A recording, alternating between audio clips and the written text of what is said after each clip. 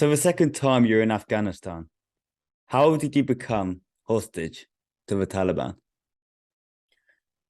Um, so it was actually my last day in Afghanistan during my second trip. I went there on December 9th and I was leaving on December 18th.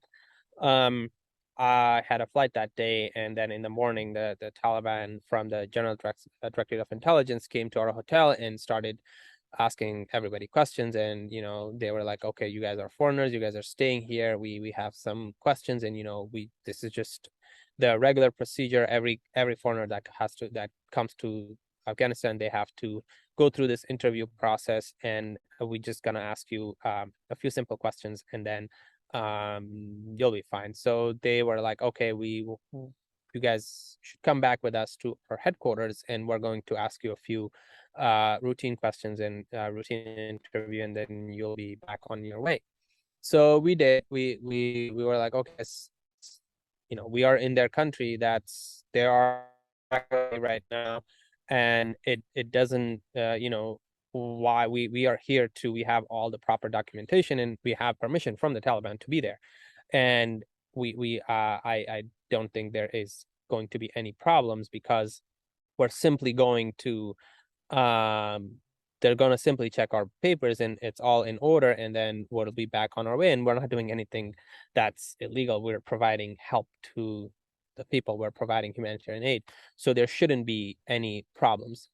And then we went to they took us to the headquarters, and then basically they put us in this basement rooms. Initially we were all in our own small cell that was like 8 by 8 um feet. um and we basically did not hear anything, any explanation. We kept asking them what's going on, why are we here. They're like, oh, there's nothing, really just a misunderstanding, and we're just clearing everything, and you guys will be on out in no time. So from day one till day 105, it was the same thing, and same lies every day, a new lie every day. Same, um, it's like one thing that's consistent about Taliban is their lies and the um the deception that they have developed over the many years, and that's one consistent thing about Taliban. What was the condition like where you were staying for 100 days? Like I said, we were there in winter, and it was, dead of the winter, very, very, very cold. It had started snowing outside. We were in this basement that initially didn't have anything. We were basically the first people to be detained there. There were no blankets, there were no pillows, mattresses. We were on the bare floor, and there was no circulation air. There were no windows, no fans or anything to circulate the air in the basement. So it was really bad. The food was terrible. We got food twice a day, and it was just rice and beans and bread. um that was basically the entire time. That's how it was. And we didn't see the sun for the first 75 days, and after 75 days we were taken outside to the sun a couple of times, and that's pretty much it. Wow.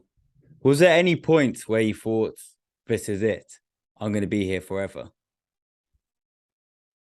The whole time, yes. It's Taliban notoriously known for holding hostages for many, many years. Recently, Mark Frericks just was released, a couple of weeks ago, and he had been held hostage for over 2.5 years. So that's basically always like, yeah, this is it. We're gonna be here for, until we are old. This is gonna take forever. Like the governments are not gonna reach an agreement. Taliban are gonna use us for a bargaining chip. Taliban are basically going to ask for unreasonable. They're gonna make reasonable demands from the U.S. government, and then the U.S. government is not gonna, fulfill their demands, and then we're gonna in the middle. We're gonna be stuck in the middle, and we're gonna be in this place for times to come.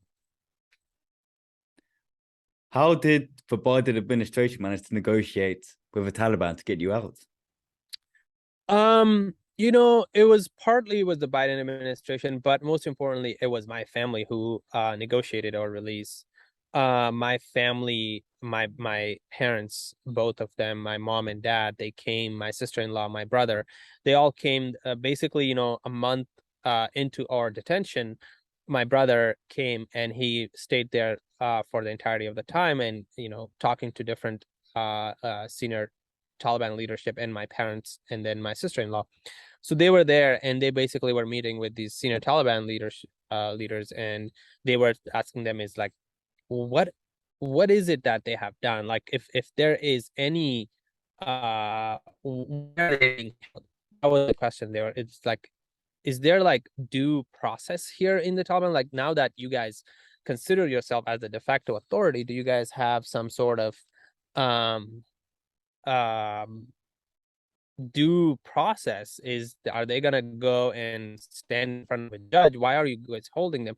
So asking those questions repeatedly and asking it from the most senior leaders, it basically like kind of the Taliban didn't really have an answer. And then in that they were like, I guess we better get our act together. And if we want to pretend the authority figures here, we must act like a government. And that's exactly what we were reinforcing and focusing on. That if you guys think that you guys are the de facto authority, a legitimate government doesn't hold hostages for no reason.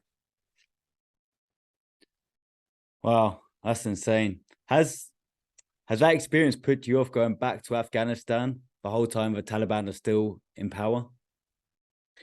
Sorry, I didn't get that. Has that experience of you being held hostage for over 100 days put you off going back to Afghanistan, given that the Taliban are still in power?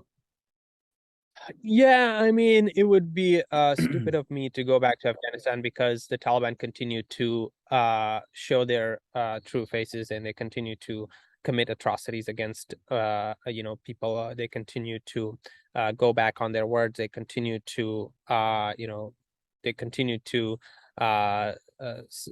target minorities. They continue to target women. They continue to target girls, and they haven't done one good thing since they've been in power. In fact, they have done many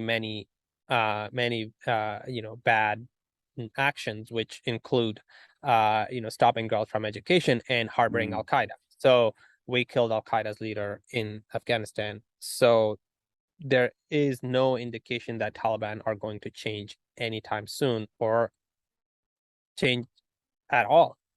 So that it would be very stupid on my part if I was thinking that I may go back to Afghanistan, which I don't I don't see the possibility of going back to Afghanistan as long as Taliban are in power.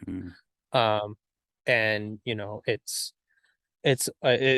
only time that will tell that what's the Taliban's next move. What are they going to do next? What is going to be their next atrocity that they're going to commit? What is going to be their next terrorist act that they're going to inflict on the world? And it's not a hidden fact that they are harboring terrorists and they're harboring Al Qaeda. They're harboring other actors who are against the U.S. interest and against U.S. national security.